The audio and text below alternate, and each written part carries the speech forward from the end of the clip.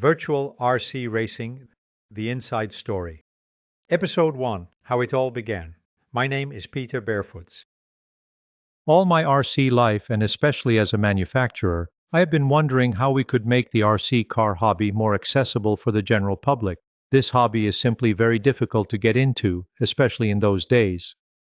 Companies like Kyosho and Tamiya were the only companies offering products which were entry-level, but even these were quite difficult to operate. As a small manufacturer of Serpent model racing cars, it was even more difficult to promote our racing products. Promotion was limited to advertising in RC magazines and RC races. Remember, in those days there was no internet yet.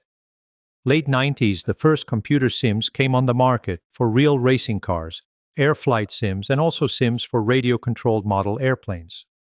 This triggered the idea of creating an RC car sim so we could everyone give a virtual RC racing experience without having to worry about crashing the car all the time. And of course, the game had to be controlled with a proper RC transmitter, not with a joystick. So that was the first thing I was set out to do: design and manufacture a device which would connect your RC transmitter receiver with your PC. In those days, PCs did not have USB ports yet. The USB port was invented in 1996. We opted to use the COM port for our very first game port adapter. I thought we had created quite a unique product and perhaps it would be interesting to patent it, so I got in contact with a patent office in The Hague. Part of the patenting process is to do a market survey for products with similar unique characteristics and functionality. And much to my surprise, they found a game port adapter which was developed by a certain Lothar Pantel, who lived in Neckargemünd in the middle of Germany, with a European patent pending. Lothar's game adapter used the parallel port, also known as Centronics port or printer port, which was used, among others, to connect a printer or a scanner. So both solutions were quite different from an electronics design point of view. Coincidentally, Neckargemünd is the next town up the river Neckar where my best youth friend Hans Bales lives, Ziegelhausen just outside Heidelberg. So I decided to contact Lothar Pantel to see if we could work together somehow, and a few weeks later we met in Neckargemünd, the first of many. At that time Lothar still studied computer science at the Technical University of Darmstadt, and his game adapter was not a real big thing for him. But surprisingly, he had also an RC racing game for PCs, which was supplied together with his adapter. What a coincidence. His RC racing game, called RC Car Trainer, was distributed by Conrad Electronic and featured 2.5D graphics, that is 2D scrolling with pseudo 3D effects. We decided to cooperate rather than to fight each other for a patent.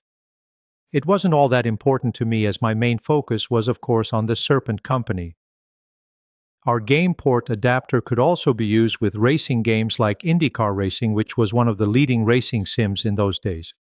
Controlling a real car with an RC transmitter was still a lot better than with a joystick. Steering wheels and pedals were just entering the market back then.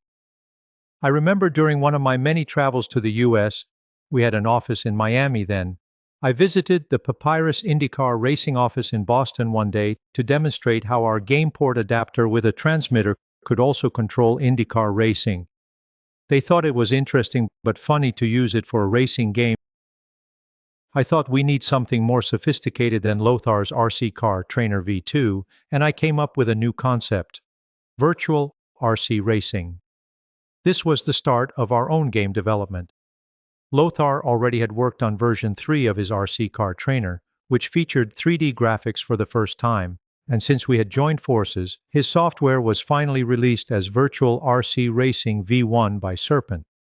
We even had CDs made to include with Serpent's VRC gameport adapter.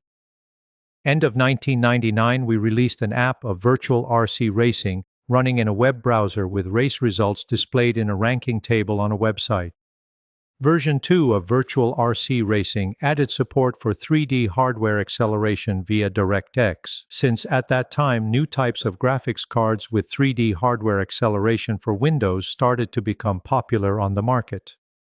Accordingly, the second version of Virtual RC Racing featured a higher polygon count and a higher texture resolution compared to version 1. However, the biggest technological leap came with version 3. The VRC V3 story is next. Virtual RC Racing, the Inside Story.